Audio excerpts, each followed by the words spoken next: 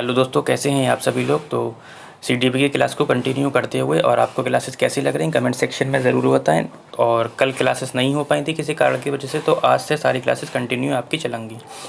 तो शुरू करते हैं। और हाँ, पीडीएफ को प्राप्त करने के लिए आप हमारा टेलीग्राम चैनल ज्वाइन कर सकते हैं, जिसका लिंक भी मैंने डिस्क्रिप्शन में दे दिया है। ठीक है, तो आज की सीरीज़ का हम क्वेश्चन नंबर 21 हमको शुरू करते हैं। कहता है कि निम्न में से कौन सा शिक्षार्थियों में सृजनात्मकता का पोषण करता है। ठीक है, तो किसका पोषण करता है? सृजनात्मकता का। ठीक है, तो ऑप्शन कहता है आपका कि अच्छी शिक्षा के व्यावहारिक मूल्यों के लिए विद्यार्थियों का शिक्षण करना, प्रत्येक शिक्षार्थी की अंतर्जात प्रतिभाओं का पोषण करने व प्रश्न करने के अवसर उपलब्ध कराना। अच्छा, तीनों ऑप्शन आ रहे हैं, इसमें चौथा नहीं आ रहा है। एक मिनट रुकिए आप लोग। अब आपके चारों ऑप्शन दिख गए हैं। कहता है कि तीसरा ऑप्शन विद्यार्थी जीवन के प्रारंभ से उपलब्धि के लक्ष्यों पर बल देना या परीक्षा में अच्छे अंकों के लिए विद्यार्थियों की कोचिंग करना। ठीक है, देखो सृजनात्मकता होती क्या, पहले आप लोग ये समझ लीजिए। इससे पहले भी मैं आप लोगों को कई बार सृजनात्मकता के बारे में बता चुका हूँ। देखो सृजनात्मकता एक क्या होती है, यानी कि जैसे कि कुछ नए विचार करना, कुछ नई वस्तु का निर्माण करना या किसी नई वस्तु की खोज करना। एक शिक्षक को प्रत्येक छात्र की अंतर्जात प्रतिमाओं का पोषण करना चाहिए तथा उन्हें प्रश्न करने के लिए अवसर प्रदान करना चाहिए, जिससे कि वो ज़्यादा अवसर प्रश्न कर सकें। ठीक है, तो ऑप्शन क्या हो जाएगा आपका? 2 हो जाएगा, प्रति एक शिक्षार्थी की अंतर्जात।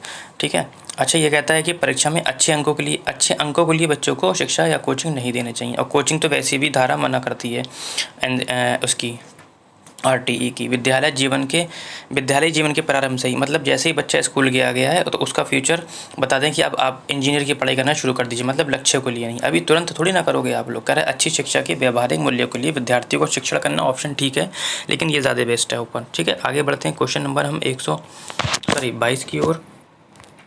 और अच्छा क्वेश्चन है, नई शिक्षा पॉलिसी से। कहता है कि राष्ट्रीय शिक्षा नीति 2020 में छात्रों की प्रगति के मूल्यांकन के लिए मानक निर्धारण निकाय के रूप में नामक नए राष्ट्रीय आकलन केंद्र की स्थापना किए जाने का प्रावधान किया गया। कहता कौन सा है? उड़ान है, परख है, पंख है या प्रगति है? तो क्या है? परख है। ठीक है, क्या बनाया गया है? परख बनाया गया। देखो, राष्ट्रीय शिक्षा नीति 2020 में छात्रों की प्रगति के मूल्यांकन हेतु मानक निर्धारक निकाय के रूप में क्या बनाया गया? परख बनाया गया है।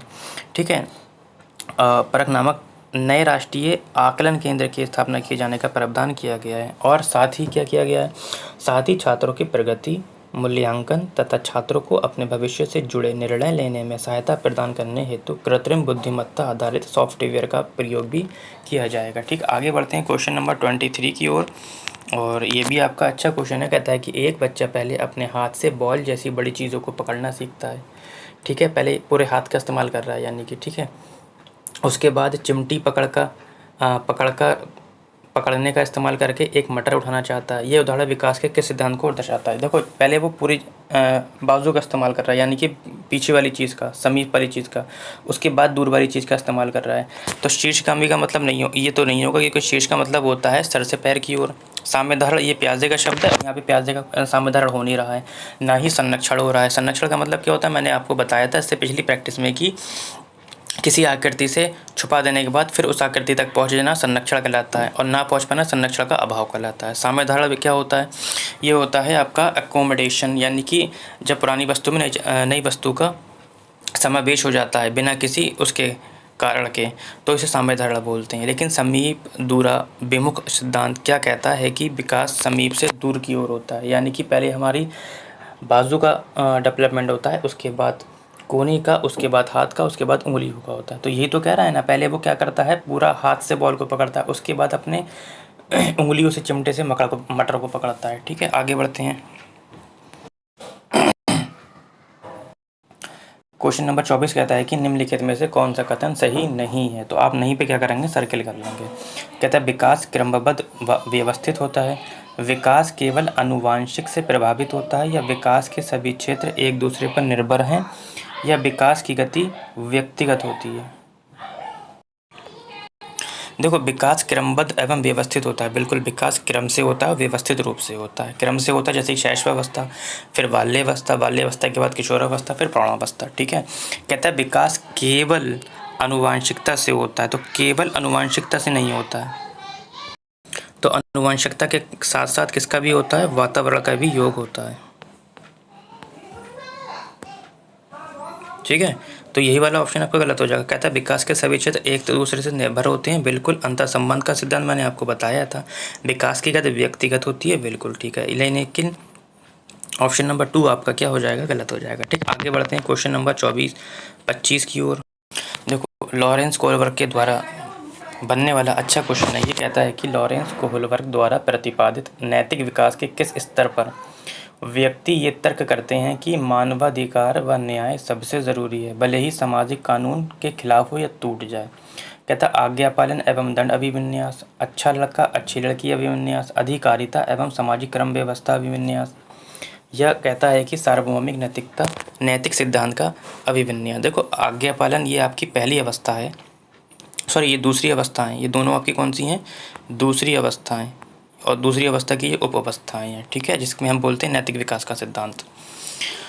उसके बाद तीसरी अवस्था है आपकी, और उस तीसरी अवस्था की ये दो उप अवस्थाएँ हैं। पहली अवस्था सामाजिक अनुगमन क्या कहता है कि पहले कि अपना अपना हित देखना, अपना अपना हित देखना, यानी कि चोर चोर मौसेरे भाई, यानी कि तुम मुझे एक टमाटर दो तो मैं तुम्हें उसके पैसे दूंगा, या तुम मुझे ये खिलौना दो तो मैं उसके बदले तुम्हें कुछ और दूंगा। यानी कि यहाँ पे सामाजिक क्रम व्यवस्था विन्यास है, जबकि इसका उल्टा क्या कहता है, सार्वभौमिक नैतिकता। सार्वभौमिक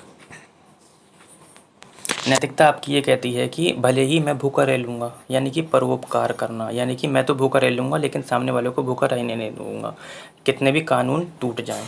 वही ये कह रहा है कि मानवाधिकार व न्याय सबसे ज़रूरी है, भले ही सामाजिक कानून के खिलाफ हो। ठीक है, तो आगे बढ़ते हैं क्वेश्चन नंबर 26 की ओर। क्वेश्चन नंबर 26 कहता है कि सूची 1 को सूची 2 से मिलाना है। कहता है सृजनशील बालक कैसे होते हैं, प्रतिभाशाली बालक कैसे होते हैं, मंदबुद्धि बालक कैसे होते हैं, पिछड़ा बालक कैसे होते हैं। ठीक है, तो एक एक करके आप लोग अच्छे से सुन लीजिए। सृजनात्मक बालक क्या होते हैं या सृजनशील बालक क्या होते हैं। देखो सृजनशील बालकों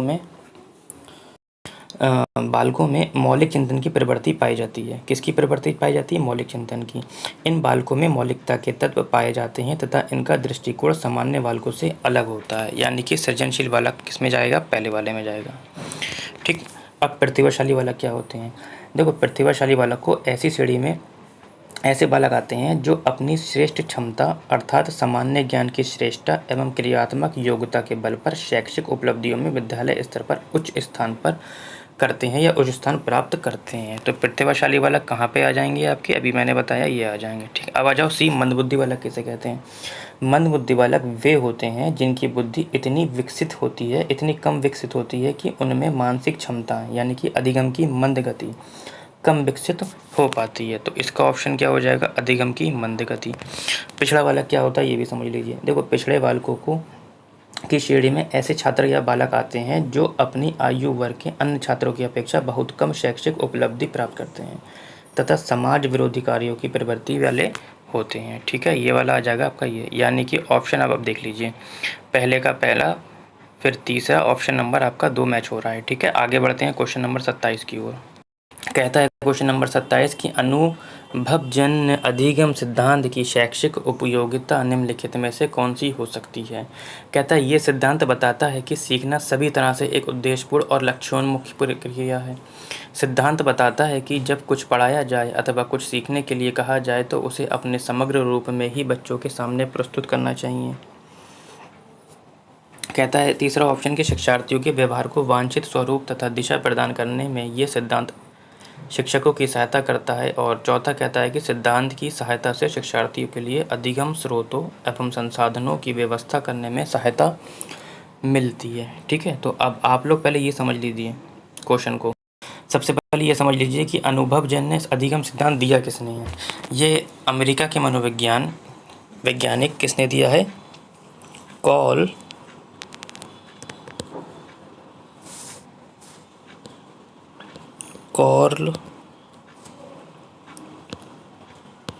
रेनसम रोजर्स या कार्ल रोजर्स भी बोलते हैं इन्हें। तो ये सिद्धांत इन्होंने दिया है। ठीक है, इन्होंने क्या कहा कि विद्यार्थी की आवश्यकताओं एवं रुचियों की पूर्ति एवं संतुष्टि करना ही ऐसे अधिगम का उद्देश्य होता है। इस सिद्धांत की सहायता से विद्यार्थियों के लिए अधिगम स्रोतों एवं संसाधनों की व्याख्या करने में सहायता मिलती है। विद्यार्थी विशेष द्वारा ही इसके अधिगम हेतु पहल की जाती है और ये पहल वे अपनी स्वयं की मर्जी से ही करना चाहते हैं। ठीक है, तो आपका ऑप्शन क्या मिल रहा है? जो मैंने अभी आपको थ्योरी बताई है कि सिद्धांत की सहायता से शिक्षार्थियों के अधिगम स्रोतों एवं संसाधनों की व्यवस्था करने में सहायता मिलती है। ठीक, आगे बढ़ते हैं क्वेश्चन नंबर 28 की ओर। कहता है कि समावेशी शिक्षा को शामिल कर अपने उद्देश्यों को प्राप्त करती है। क्या कहता है? केवल प्रतिभाशाली शिक्षार्थियों, केवल अधिगम अक्षम शिक्षार्थियों, केवल सामान्य शिक्षार्थियों या सामान्य अधिगम अक्षम शिक्षार्थियों। देखो, समावेशी शिक्षा में सभी लोग शामिल होते हैं। समावेशी शिक्षा सामान्य अधिगम अक्षम को शामिल करने का उद्देश्य को प्राप्त करती है, यानी कि इसमें हर तरह का बालक होता है।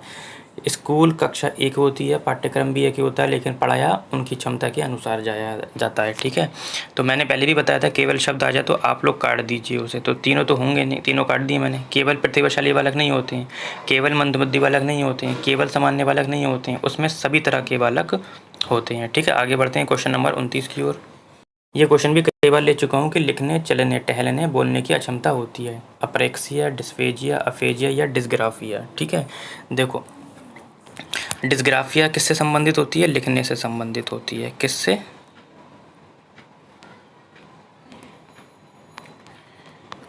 ये होती है आपकी लिखने से संबंधित। जबकि अप्रेक्सिया ऐसा शारीरिक विकार है जिसके कारण व्यक्ति मांसपेशियों के संचालन में समृद्ध सूक्ष्म गति कौशल करने, लिखने, चलने, टहलने, बोलने में निपुण नहीं हो पाता। ये मस्तिष्क के सेरेब्रम में क्षति के कारण होता है। कौन सा? सेरेब्रम में। ठीक है, अप्रेक्सिया। आगे बढ़ते हैं आज के सेशन का लास्ट क्वेश्चन, जो आपकी स्क्रीन पर कहता है कि पाठ्यचर्या की रूपरेखा 2005 का दस्तावेज किस मूल्य पर शिक्षा का उद्देश्य निर्देशित करता है? कहता है सामाजिक न्याय एवं स्वतंत्रता, आर्थिक न्याय एवं समानता, सामाजिक न्याय एवं समानता या राजनीतिक न्याय एवं समानता।